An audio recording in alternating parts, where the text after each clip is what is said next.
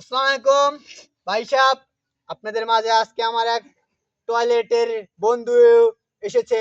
নায়ক, শিল্পী নায়ক টয়লেট আপনাদের মাঝে আজকে গান গেয়ে শোনাবে। আপনারা বলছেন নাকি আমার ভাইয়ের গান ভালো না, সে আজকে আপনাদের গান এমন গান গেয়ে গিয়ে শোনাবে আপনাদের মনের যত চাপ আছে সব শেষ হয়ে যাবে।